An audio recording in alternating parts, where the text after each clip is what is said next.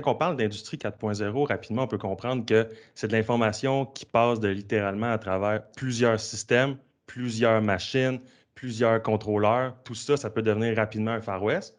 Et juste à penser que l'information, ça ne partage pas ce qu'on appelle un peu les silos d'information, ben, c'est ça qui peut arriver. Mais pourquoi on s'est intéressé à se dire, moi, je veux briser mes silos, je veux que mes logiciels se parlent. Pourquoi on voudrait faire ça, en fait? Oui, veux-tu commencer? Ben, dans le fond, pourquoi? C'est parce que, dans le fond, les entreprises manufacturières, puis on le voit depuis la COVID, dans le fond, les défis ne cessent d'augmenter. La main-d'œuvre est de plus en plus, la main-d'œuvre est de plus en plus difficile à avoir de notre côté.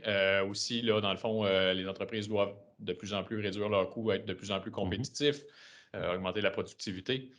Donc, dans le fond, pourquoi on voudrait briser les silos de données et ces choses-là? Ben, c'est dans le fond, c'est pour permettre une meilleure collaboration, je pense, entre les différentes personnes, puis optimiser l'atteinte des objectifs. Donc, atteindre ces objectifs-là plus rapidement là, pour être en mesure de rester dans le marché puis d'être capable de répondre à la demande là, des entreprises manufacturières. As-tu un exemple par rapport à ça? Euh, Par rapport à. Ben, justement, briser les silos, là. Oui.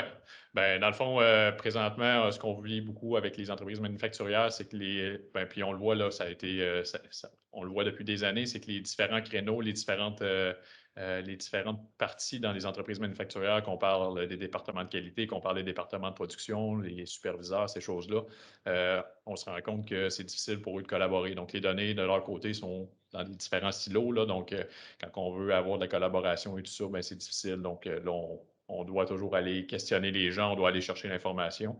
Donc, en brisant ces silos-là de données, bien, on permet, dans le fond, aux gens d'avoir accès rapidement aux données, puis de faire en sorte que maintenant, les collaborations qui sont en cours de leur côté bien, sont plus efficaces. Donc, on n'est plus à la recherche d'informations, on prend action maintenant là, en équipe. Là. Puis si on regarde, on s'entend que chaque département, chaque groupe dans une entreprise a intérêt, a des mesures de performance par rapport à leur propre silo. Je me mets, mettons, au niveau d'une personne en ressources humaines. Est-ce que mes gens sur le plancher sont qualifiés? Est-ce qu'ils ont la formation? Est-ce qu'ils ont les compétences nécessaires? Ou est-ce que j'ai assez d'employés pour opérer? Donc, ça, c'est les soucis des personnes au niveau RH. Mais ensuite, planning, est-ce que j'ai assez de matières premières pour opérer? Est-ce que mes matières premières sont de bonne qualité? Ben là, les gens de qualité vont faire leurs tests, ils auront leur. Donc, tout le monde, chaque département, chaque groupe génère son lot de données qui est importante pour eux. Mais lorsqu'on regarde ça au niveau holistique, au niveau entreprise, si on veut performer, si on veut sortir la tête de l'eau et puis faire la différence par rapport à nos compétiteurs, c'est comment on peut être efficace à travers tous ces départements-là.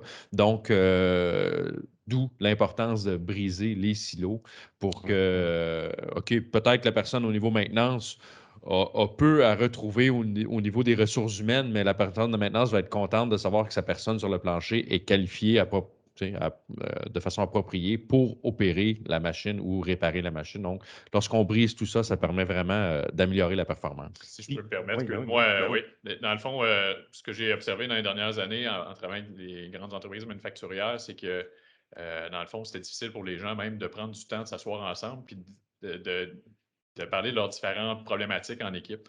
Donc, si je reviens un peu au niveau de l'industrie 4.0, souvent, quand on a des objectifs d'entreprise, maintenant, il ne faut pas voir la technologie comme étant un frein. Donc, les technologies sont disponibles, tout est là. Fait que dans le fond, souvent, le défi qu'on voit, c'est de faire en sorte que les gens s'assoient ensemble, mettent en commun leurs problématiques, leurs objectifs. Puis après ça, ben, on peut utiliser la technologie pour venir répondre ou venir supporter ces initiatives-là.